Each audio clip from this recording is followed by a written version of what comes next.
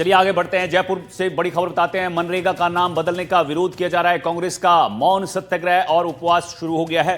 शहीद स्मारक पर मौन सत्याग्रह और उपवास कार्यक्रम चल रहा है। जयपुर समेत तमाम जिलों में ये उपवास किया जा रहा है। विरोध में 25 फरवरी तक आंदोलन किया जाएगा। अलग अलग दिन अलग अलग कार्यक्रम होंगे। मनरेगा का पैसा बंद करना चाहती है केंद्र सरकार, ये आरोप लगाए गए हैं रंधावा की तरफ से। सीएम और मंत्री मिलकर भ्रष्टाचार कर रहे हैं, खाचरेवास ने कहा है। बीजेपी राज में 10 गुना भ्रष्टाचार बढ़ा है, ये डोटासरा ने आरोप लगाए हैं। सरकारें गिराने के लिए पैसा कहां से आ रहा है, ये सवाल पीसीसी चीफ डोटासरा ने किए हैं। सड़क से सदन तक लड़ाई लड़ेंगे, टीकाराम जूली की तरफ से ये बयान सामने आया है। तो यहां पर अलग अलग जो इनके बड़े नेता हैं वो निशाना साधते हुए नजर आए हैं केंद्र सरकार पर। मनरेगा को लेकर उपवास किया जा रहा है। ये तस्वीरें आपको जयपुर से दिखा रहे हैं। प्रभारी रंधावा साहब यहाँ पर आ गए। रंधावा साहब, बड़ा जो कंसर्न है कांग्रेस का, क्या ऐसा मुद्दा जिसे लेकर सबसे ज्यादा आपत्ति? महात्मा गांधी का नाम तो हटाया ही गया है, दूसरे क्या मुद्दे? देखिए, जो इन्होंने मनरेगा का नाम चेंज करना मुद्दा नहीं है इतना बड़ा। वो भी मुद्दा है कि महात्मा गांधी जिनके नाम पर ये स्टार्ट किया था, ये एक स्कीम ऐसी लॉन्च की थी डॉक्टर मनमोहन सिंह और सोनिया गांधी ने कि जो जिनको के पास काम नहीं है, गरीब हैं, उनको ये ना लगे कि हमें कर रहे हैं, कोई खरात दे रहे हैं। उनके लिए काम दिया था और काम के बदले में उनको जो था तनख्वाह दी जाएगी और 100 दिन की गारंटी उनके साथ गारंटी कर दी थी कि आपको गारंटी से हम 100 दिन का काम देंगे। पिछले 2-3 साल से या 10 साल से आप अगर देखिए तो मेरा ख्याल है कि 48% लोगों को काम बड़ी मुश्किल से मिला। ये जो गवर्नमेंट है, इनकी 2-3 स्कीमें थी, जैसे बॉर्डर एरिया डेवलपमेंट प्रोग्राम था, 2022 में इन्होंने उसको बिल्कुल ही ख़त्म कर दिया।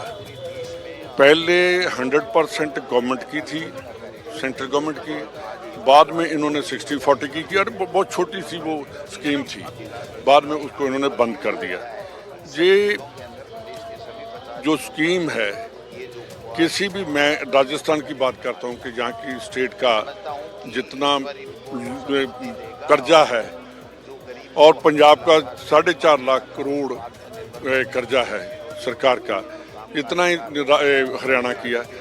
ये 3 स्टेट तो मैं वादे से कह सकता हूँ कि ये मनरेगा का 40% जमा ही नहीं करवा सकते। सीएम तो कह रहे हैं कि कांग्रेस राज में बहुत भ्रष्टाचार हुआ, उसे खत्म करने की कोशिश कर। मुख्यमंत्री तो खुद भ्रष्टाचार में फंसे हुए हैं, हालत इतनी खराब है।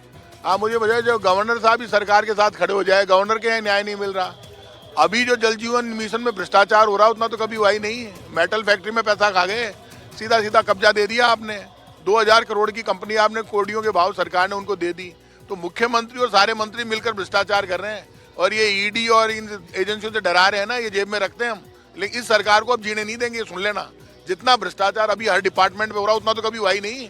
और मैं सीएम साहब मेरे मंत्रियों में जनता के बीच में जाते क्यों नहीं है? जाएंगे तो जनता पकड़ लेगी इनको। बिल्कुल जूली साहब, एक सवाल, बस छोटा सा सवाल है। सड़क पर तो लड़ाई है, सदन में भी लड़ी जाएगी?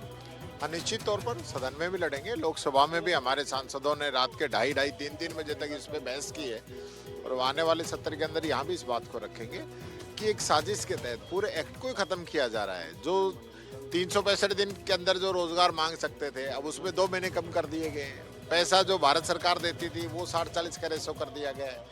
उसके बावजूद भी भारत सरकार जो फंड तय कर देगी उससे ज़्यादा अगर कोई रोजगार मांगता है तो 100 पैसा राज्य सरकारों को देना होगा। मेट, इन सबको हटा दिया जाएगा और इसको गति पोर्टल से जोड़ दिया, पीएम गति से, कि आप जो गांव के काम तय होंगे वो गांव या ग्राम सभा तय नहीं करेगी, वो दिल्ली में बैठे हुए जो लोग हैं वो तय करेंगे और लेबर को एक प्रकार से ठेकेदारी प्रथा टाइप बना दिया जाएगा।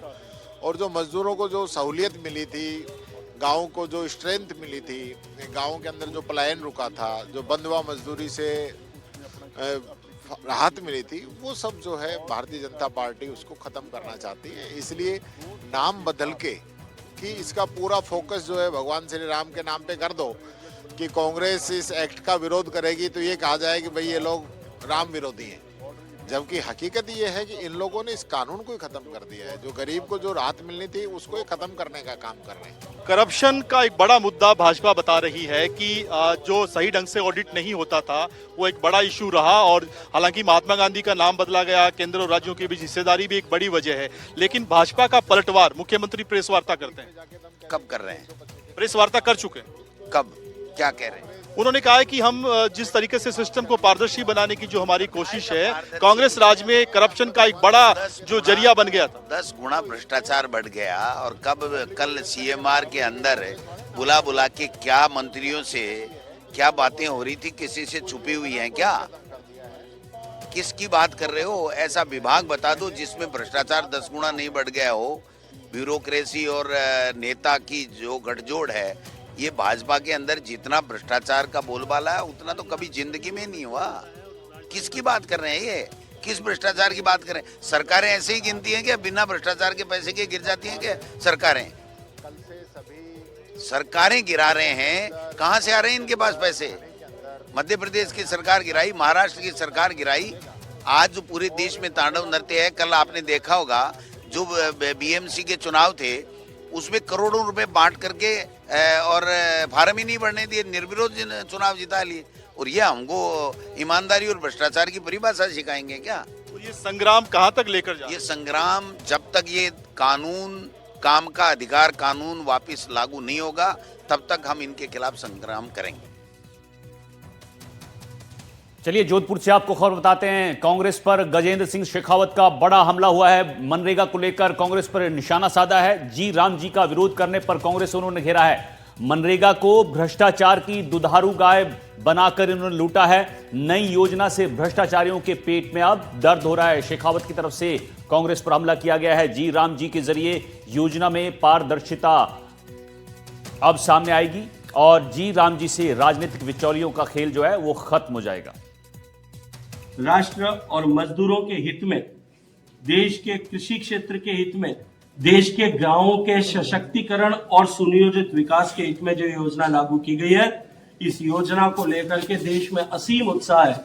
लेकिन जिनको इस योजना को अपनी बपौती मानते और जिनको इस योजना के साथ में केवल और केवल भ्रष्टाचार के माध्यम से वित्त पोषण करते हुए अपने लोगों को जुड़ाव के रूप में जिस योजना को देखते थे, उनके पेट में दर्द निश्चित रूप से होना स्वाभाविक भी है। अब दर्द की दवा मुझे लगता है आप सब मित्रों के पास में, आप सब लोग सही दवा देंगे।